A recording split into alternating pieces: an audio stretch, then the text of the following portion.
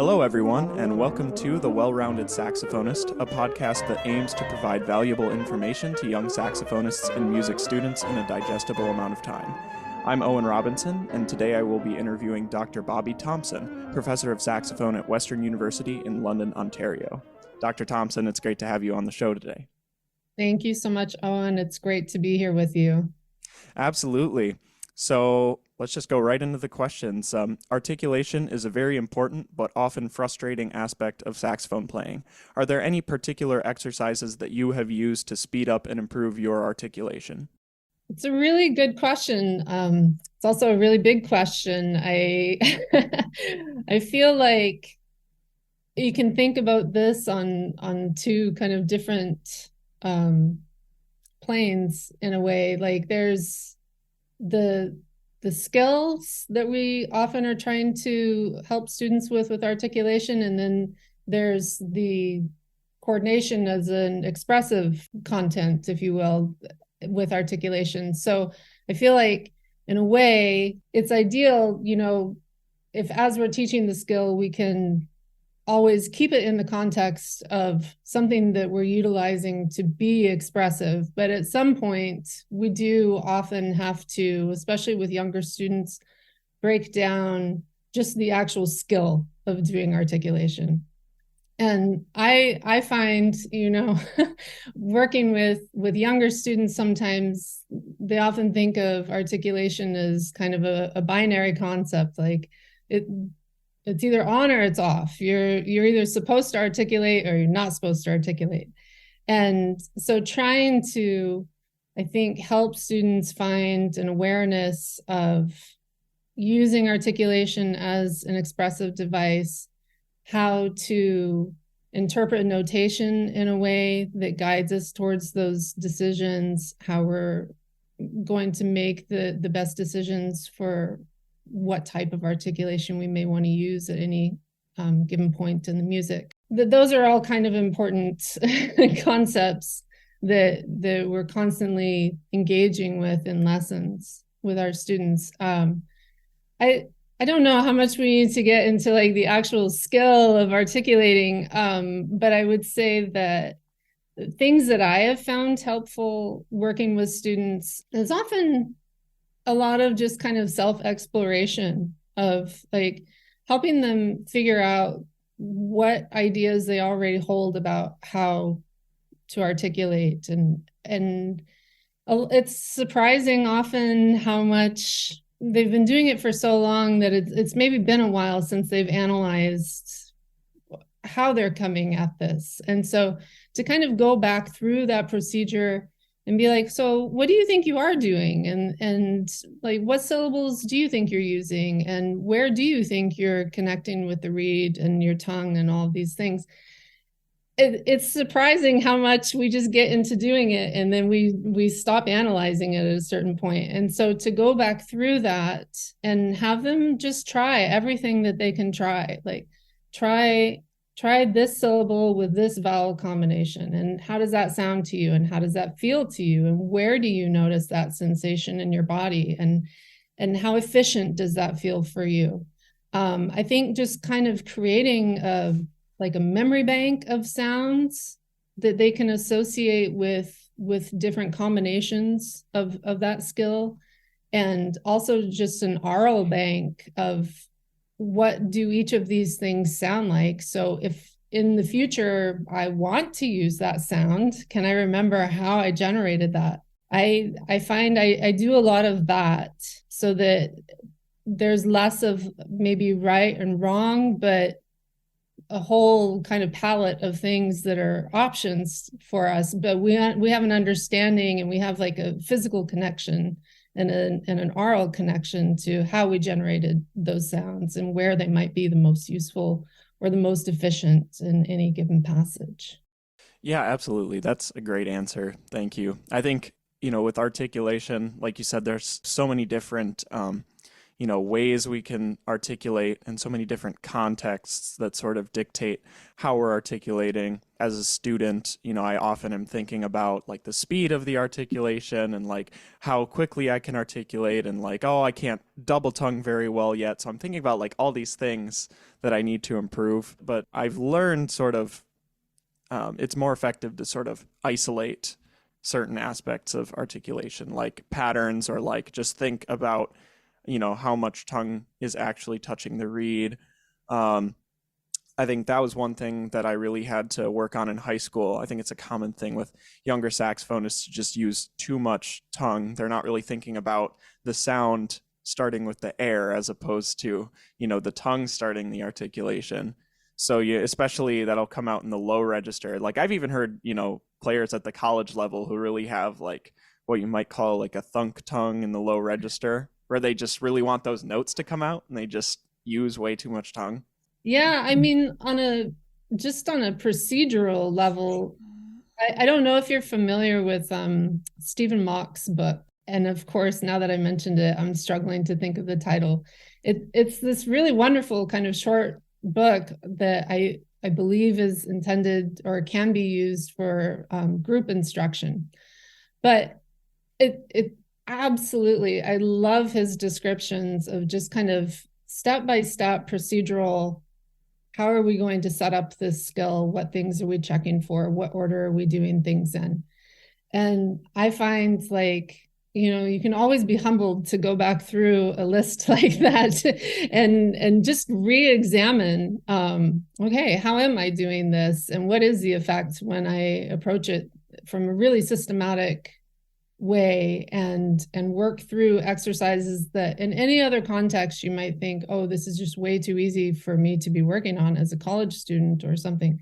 And you quickly kind of discover, oh, no, it's not that easy, because once you're in the habit of listening to the beginning of the sound and the middle of the sound and the end of the sound and how all of these things are impacted by the decisions that we make procedurally, suddenly you have a lot of things that you're listening for and that you're managing, and things like that can be very humbling to go back and revisit. And so I actually really enjoy myself doing those things, but also going through them with students and helping them explore just, how are we going about this, and how would we approach this if we had our own beginning students, and what kind of things, even that we may be doing correctly in any moment, or things that are working well for us efficiently, how might we improve that even? Because I think the more times we go back and examine these things, the more we find ways to hear in a new way or to be efficient in a new way. So I'll have to go back and look up the name of the book for you.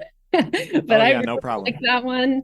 And I also like, I don't know that this is explicitly written down in any particular book, but I feel like everybody has a version of doing some sort of exercise that involves like you're doing your long sound, like you're doing your most beautiful version of your long sound.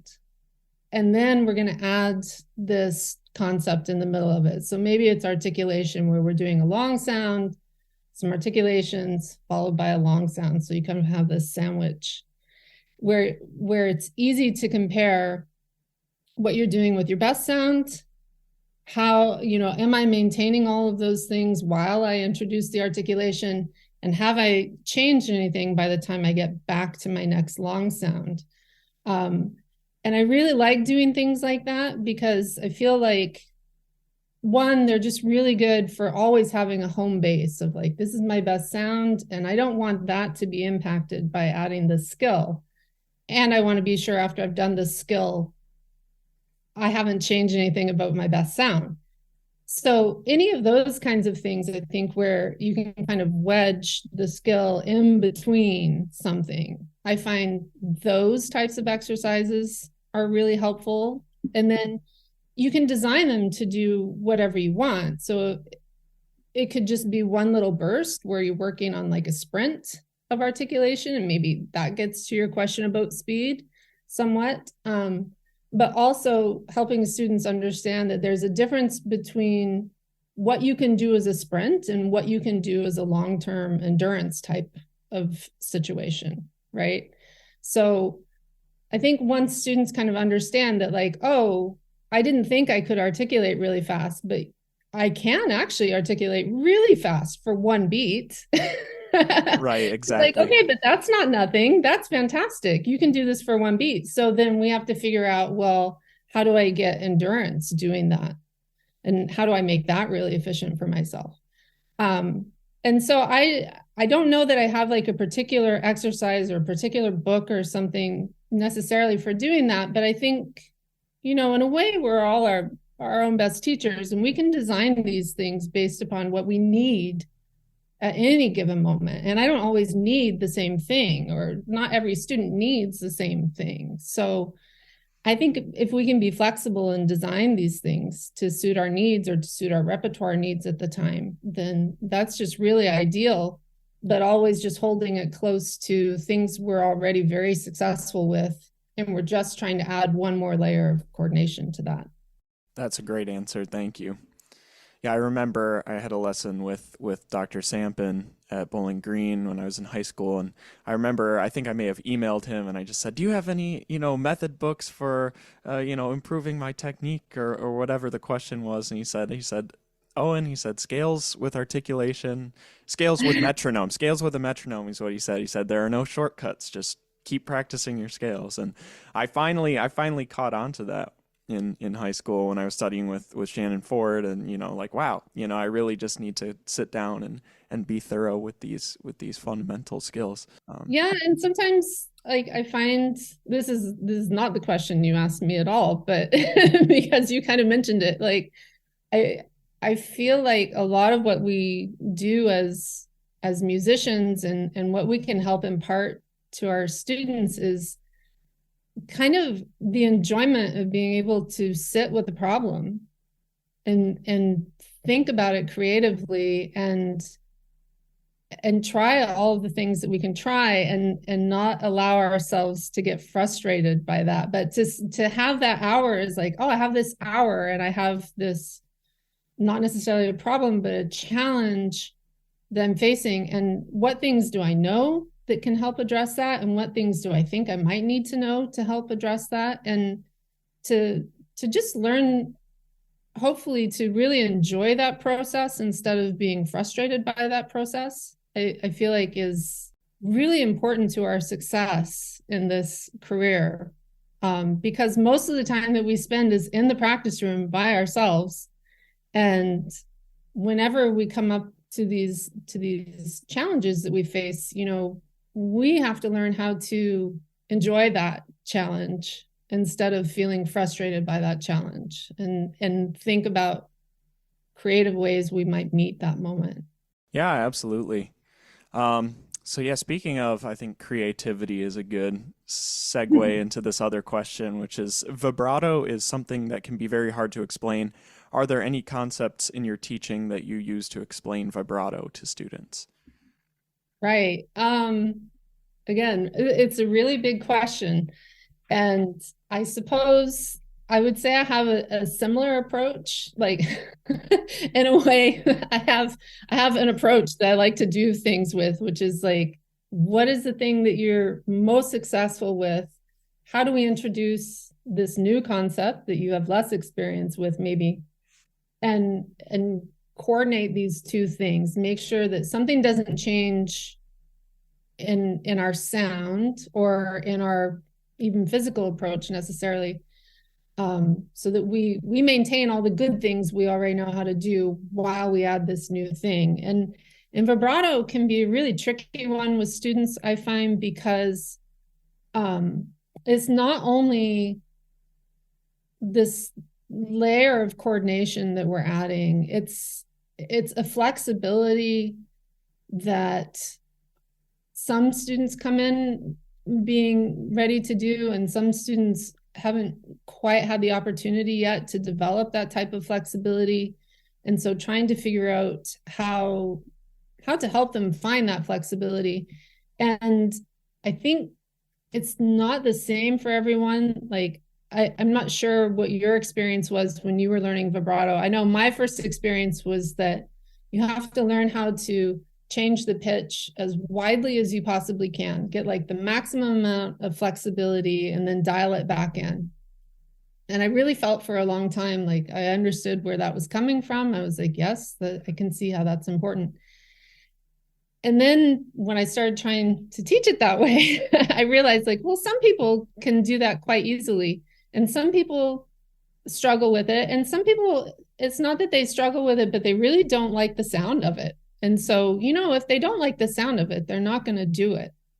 And sometimes you just have to back up a bit and I think let students move at that idea in the way that is comfortable for them and that is enjoyable for them, and where they're going to want to stick with it. So I think, you can go from the other way too, where maybe you start small and you work on expanding that flexibility, and that seems to work well for some people. But however you get to that flexibility, I think it's a lot of the same things. I think it's exploring, like having a range of options, like what syllables seem to work well for them in generating this sound. Is it a V? Is it a W? Is it a Y? What vowel seems to work well for them? Helping them understand where they experience that sensation, and if there's ways to make that sensation more efficient and really in line with how they're playing the saxophone without vibrato well. And then doing the same types of things, going from a long sound that they feel really confident with, and then generating that vibrato for a brief amount, followed by another long sound, and making sure the pitch has stayed stable along the way and the air has stayed stable along the way. And then same thing, like growing your endurance to be able to do that over a long period of time instead of over one beat. There's so many variables when we start talking about vibrato. As anyone listening to this podcast would know, there's so many variables that we're working to have, flexibility with and control with, and it's attached to how we hear the sound. And so I think there's a lot of things. There's the skill part of it where we just want to break it down. We want to work on, like, this is what it feels like for me. This is the rhythm with the metronome that I'm practicing it at this time. This is the register that I'm playing it in. This is the dynamic that I'm playing it at. And having a plan for moving through as many of those options as you can, right? So if I get too comfortable just playing my vibrato in 16th notes at 60, well, I'm going to be really good at doing that as long as I'm playing a piece where that's appropriate. But really trying to break out of that and work. Am I working on my vibrato in 5s? Am I working on it in 7s? Am I working on it in 3s? What tempo am I doing this at? What registers am I comfortable doing this in? I think trying to get students to have, I suppose, a progressive plan for working on that so that they have all those experiences. Because again, you're building like a sound bank for yourself. You're like, when I do this at this volume with this speed and this register, this is a sound that I can really stand behind and that I think meets the moment in this repertoire. But that I think that takes a lot of time to walk students through that. And it's hard, especially once you're introducing like a new layer of rhythm on top of a rhythm that you're already trying to subdivide, maybe. Like those layers of rhythm can get really tricky for people. And so I just think, any of us on our best days, we can do an awesome vibrato. Like that's not really the problem. The problem is working it in and coordinating it with all the other things we have to manage. And so I find a lot of what I spend time with is helping students figure out ways to coordinate practicing skills.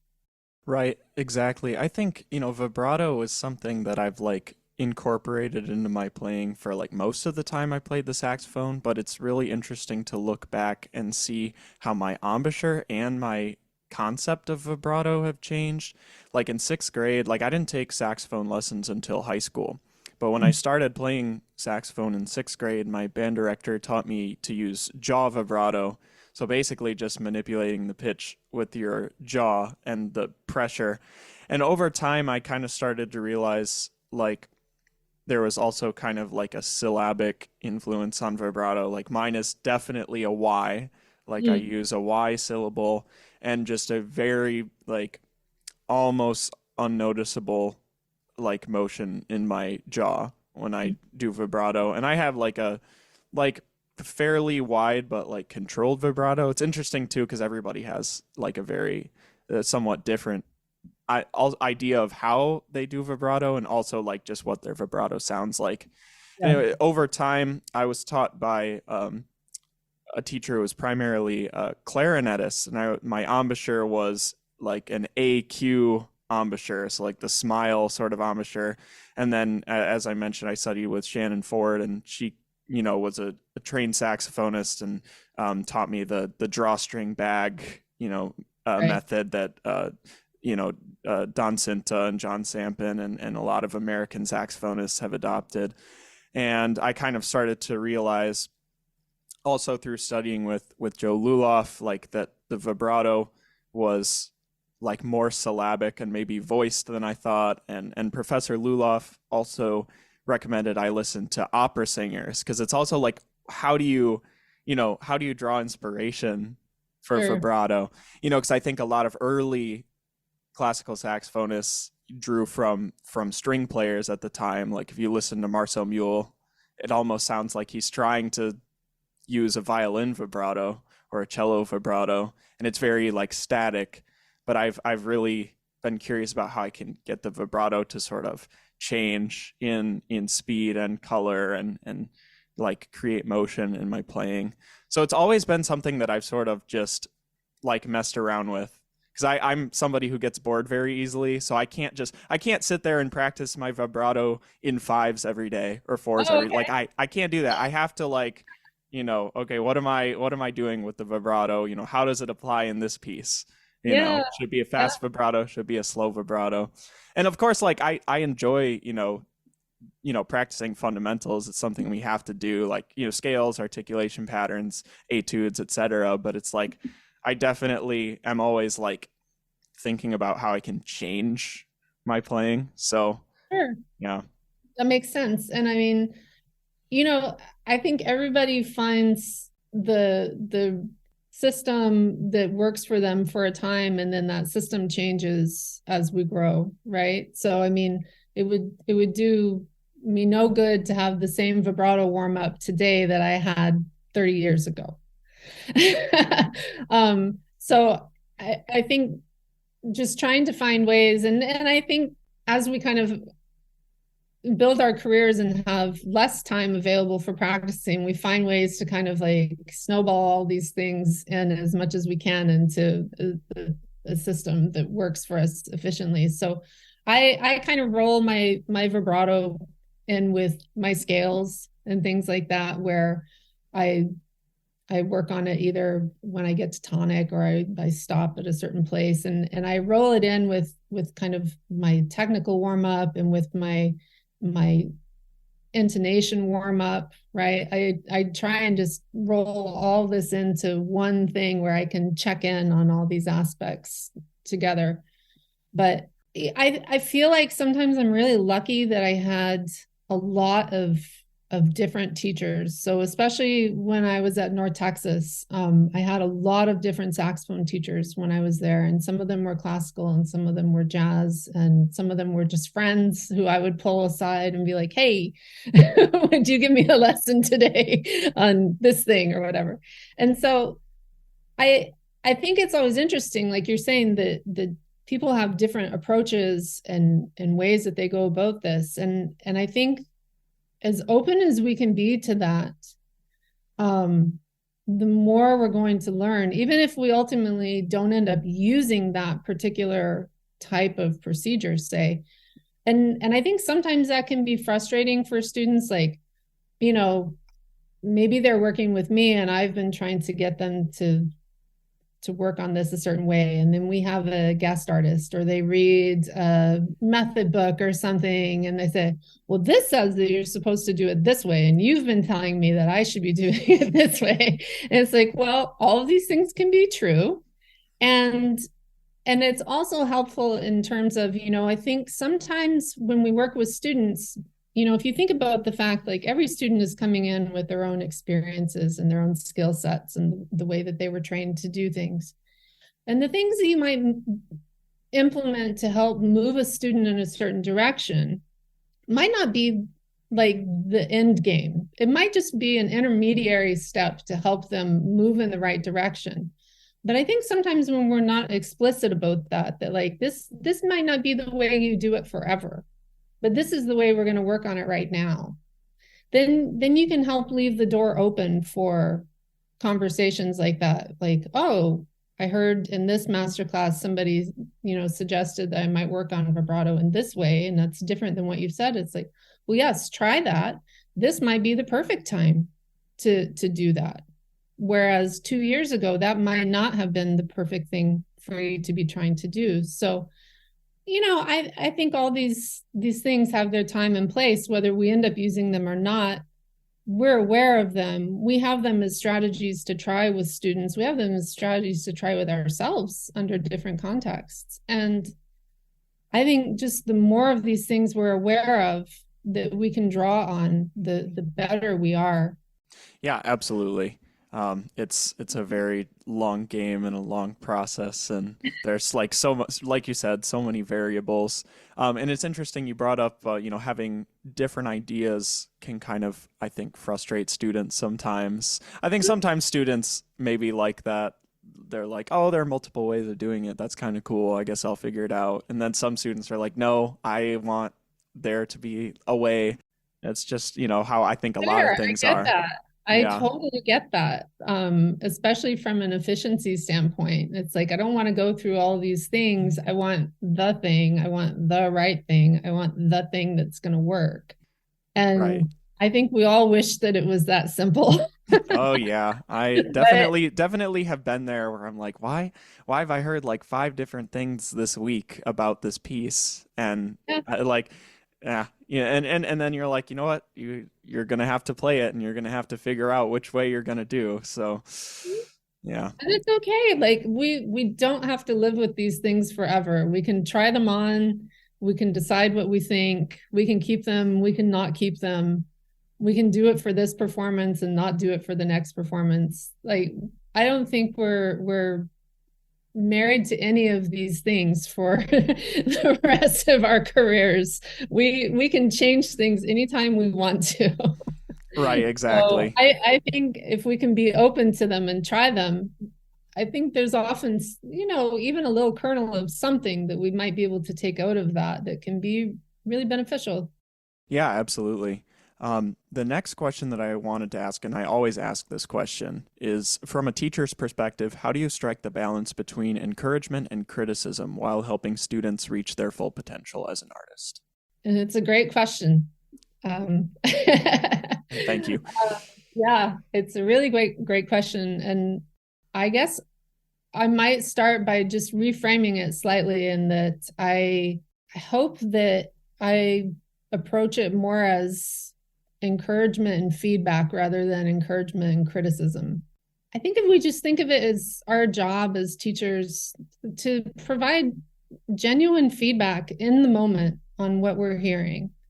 And again, to make it clear that it's not forever. Like, this feedback is not for the forever. It's for just right now, just based on what happened right now. This is my feedback. And maybe an hour from now, that feedback might be different because you might be different in the way that you present it, right? So I tend to think of it more as just what kind of genuine feedback can I give in the moment? And I try to think of it as genuine because maybe sometimes when we think of, honest feedback, maybe that can be too rough around the edges sometimes. But I think we can be genuine and respect the people that we're working with to give them the benefit of the doubt that they can handle us being genuine. And it's not always comfortable, but we have to give that space, I think, to allow people to learn and to grow from that process, and to certainly, give genuine encouragement as much as we can. But I think students are pretty savvy. I think that they know when we're not saying something that we maybe ought to be mentioning. I think that the students are very savvy in that way. So I'm not sure that we do favors when we're only looking for the most positive aspects of everything, although that is certainly an important part of what we do, is helping students understand all the wonderful things that they are achieving and the ways that they're growing. But yeah, I mean, I think we're always looking to help people build on their success and the things that are going well. And then we're trying to honestly address ways where we can grow and what kind of things can we work on for the week that will help move us in the direction we're hoping to go in. Can be really hard because we feel so personally connected to the music that we make, and we spend so much time working on these things that it can be very hard to not be making the progress that we hope that we're making, or that it might not be happening as fast as we'd like it to be happening. But I just really feel like we have to, as teachers, like, give as many opportunities as we can for students to explore things and to try them and see if they work, or see, give it a week or two. Let's see how this starts moving. And if it's not moving in the direction we were hoping, we'll go back and we'll try it from a different angle. And I think there's just so many ways that we can kind of move the needle a little bit this way. And then, like, okay, well, now we're over here. So maybe we are going to have to go this way a little bit, and to understand that it's not always a straight line. Sometimes we just kind of budge in the right direction, and maybe it's not going to go a lot farther than that for right now, but that's okay. So I don't know, my approach, I try to be very kind. I try to be very caring. I try to make sure my students know that, like, I'm very supportive of them, and that for the 4 years that maybe they're there for their undergraduate, like, I'm their person. I'm the person who sees them for all 4 years of their degree. So I think you do have to be very aware of maintaining, like, a positive relationship with your students. But I don't think that maintaining a positive relationship always means that everything is through rose-colored glasses all the time. Yeah. Right, absolutely. I like what you mentioned about students often are aware of the things that they need to improve upon, even if a teacher didn't necessarily mention it. I think it's like, if you're this dedicated to music and you're studying music, chances are, if a performance doesn't go the way you wanted it to, you probably know many of the things that didn't go the way you wanted them to. And I've always appreciated when teachers, like you said, are kind in the way that they bring up that information, and are discerning about, the things that they do talk about and the things that they assume that you also were paying attention to. It's always very, like, comforting to hear, like, overall good performance, or really liked this aspect of your performance. Like, that's, I think every student, deserves that as, like, the opener to any comment. And of course, like, for me, like, I consider myself pretty relaxed, and not, like, I don't take a lot of offense from comments. I don't take things very personally. So I like to hear all of the things that my teachers think, whether it's my technique teacher or my professor, or whomever. Like, I like to have those things that I can write down and kind of put in the mental file, like, knowing that some of the things they mention might take me years to improve. Like I just consider it's like if I had like a stain on my shirt or like food on my face, I'd want my friend to say, "Hey, Owen, you got a little stain on your shirt. You might want to, go wash that off." I was going to say with what you were mentioning is like we're establishing trust in this relationship, right? And in order for you to be able to trust me when I say I think this performance really, met your goals and you really succeeded with the things that I know you've been working on. You also have some of that comes from trusting when I'm able to tell you that I don't think that we're quite there yet, right? So I think that it is about building respect and about building trust and about knowing that ultimately like your teacher is there to be like your biggest cheerleader and and your support and that anything that they're trying to help you with, at least from their point of view, is hopefully in your best interest educationally. And it is hard to not take things personally sometimes, but I do like always try to remind students sometimes when we have to have difficult conversations, like, you are not your tone, or you are not your struggle right now to articulate this thing or to get this altissimo note, or what, like, that is not you. We're doing this thing together right now. And it's a thing that we're engaging in. And it has no bearing on you as a person or your value or your seriousness or commitment or anything. It's just a thing that we're working on. It's a challenge that we're working on. And I think when we can kind of at least hopefully be somewhat neutral in that way and non-confrontational about it, like it's a thing and it's a struggle and it's a challenge and we're going to try to address it. That being said, it's still really hard because we put so much of ourselves into this thing. So, I don't always get it perfectly. I don't know anyone who always gets it perfectly. I think we just keep trying and we keep getting to know each other. We keep getting to know our students better. We know we have a better sense of when good times are to go after certain things and when it's not a good day to go after something. And I think, hopefully we're all doing the very best that we can in that way. Yeah, absolutely. That's like a perfect answer. That's why I ask that question. Every musician is a human being first, I think, and and then I've observed musicians and people who don't necessarily think that way all the time, and I think it's important to just remind everyone who plays music that you're a person and that music is something that you are doing, and people come in at different levels and progress at different rates. Um, and so to connect that to the next sort of non-pedagogical questions, what do you like to do outside of music?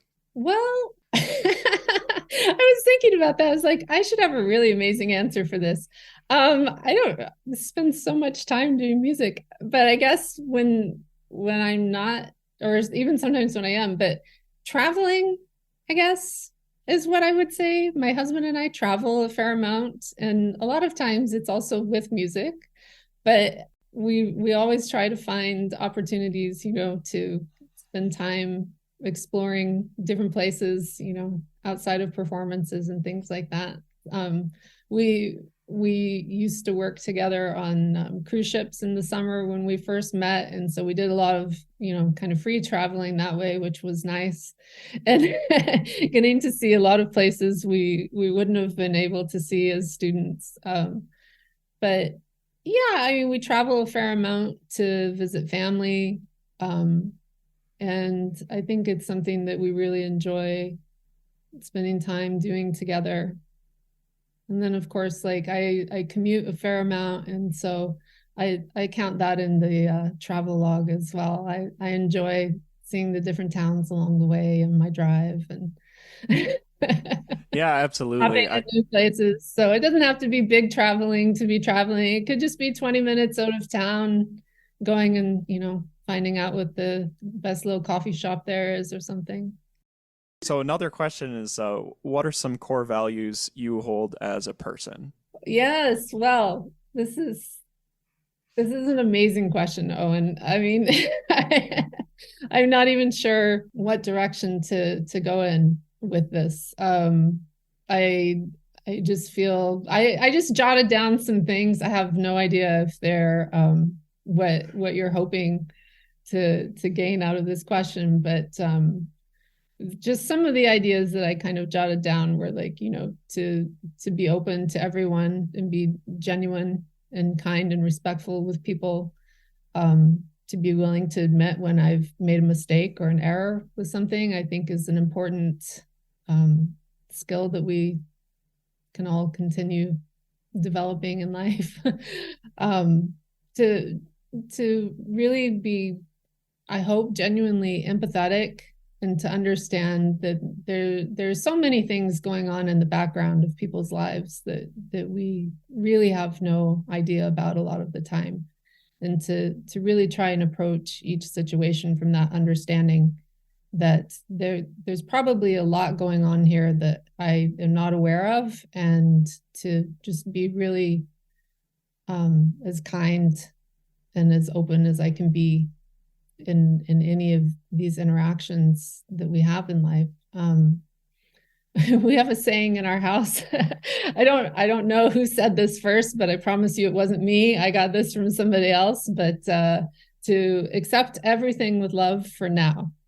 And that goes with practicing too, like to just accept everything with love for now. It doesn't have to be forever, but for right now, this is how I'm going to approach it.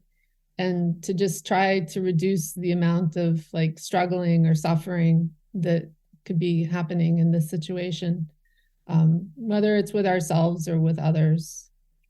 And, I always try to work to change the things that I can, and to accept, my own limitations of where I can be useful or where I can be helpful. And for myself, I suppose, to try and do the things that I can do when I can do them.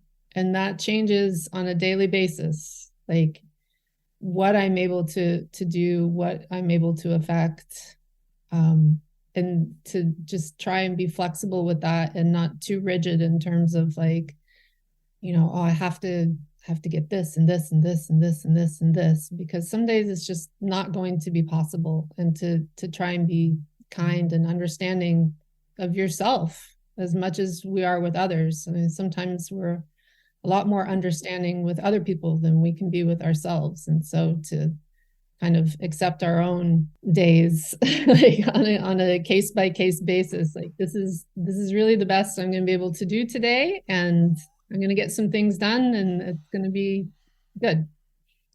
That's a wonderful answer. Thank you. Thank you for listening. This concludes episode 10 of The Well-Rounded Saxophonist, featuring special guest Dr. Bobbi Thompson, professor of saxophone at Western University. The music you heard in this episode was composed by Dorothy Chang, performed by Zachary Costello, alto saxophone, and Guillaume Ra, piano. I am Owen Robinson, and this has been The Well-Rounded Saxophonist. Thank you for listening, and until next time, remember to practice smart and stay healthy.